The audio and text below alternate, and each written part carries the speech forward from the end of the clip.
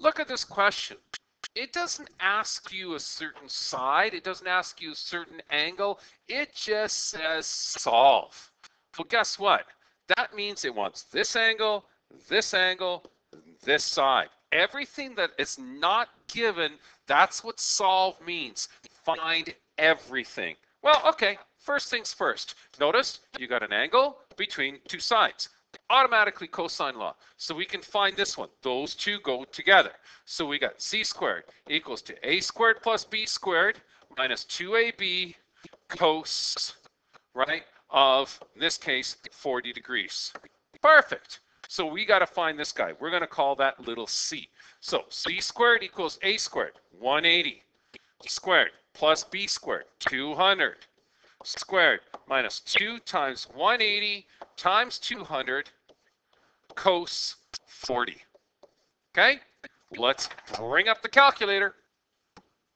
Okay, 180 squared plus 200 squared minus the second time I see 180 and 200. Okay, cosine. What was the angle again? I can't remember. Oh my goodness. Okay, oh, 40. There it is. Cosine 40. Enter. Boom.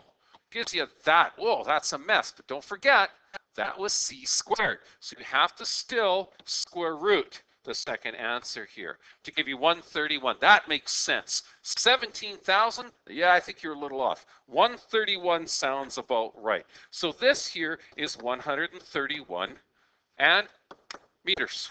Okay, perfect. Now you can solve the rest.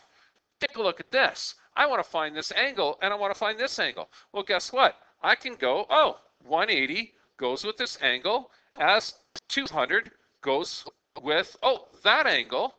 Okay, that doesn't help me because that's two angles I got to figure out. Oh boy, well, let's clean this up because I'm getting confused with all of the garbage that's written in here. Let's try it again. I know this side is 131. We just figured it out and I left it on my calculator. Okay, so that has to go with that. That I know. So if we actually write this out, okay, let's do it. Sine law of 40 degrees has to go with that new number I just figured out. Now I can figure out, oh, okay, let's figure out this guy then. That has to go with this. Okay, the sine of my new angle, which I'm just going to call, I don't know, new angle, n, okay, has to go with 180. Oh, I can figure that out now. Take a look at that. Once you clean things up, it's just so much neater and easier to do. 180 times sine 40 divided by 131.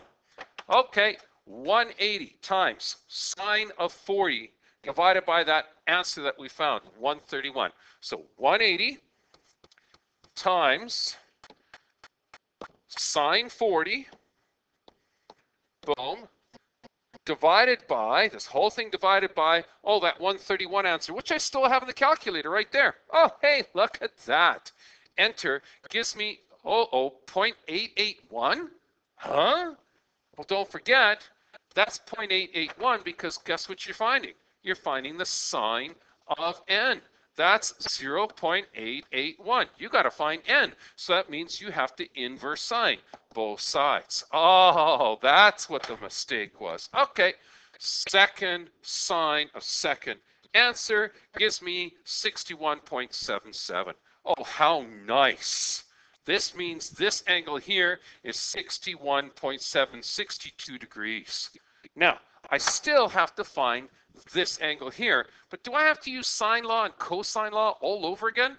No, because that's 62 degrees, that's 40 degrees. I can just subtract that from 180 and making this a real simple question now. So 180, subtract the 40 degrees and the 62 that I found gives me that other angle. Real simple. So, okay, 180, subtract,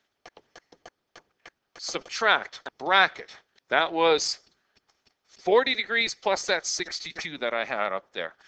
40 degrees plus the 62. Oh, look at that. The 62 is still sitting there. I'll just hit enter that way. Boom. Gives me an answer of 78.2 degrees, which is basically 78 degrees, meaning this here, right here, is 78 degrees. And I've solved the entire triangle.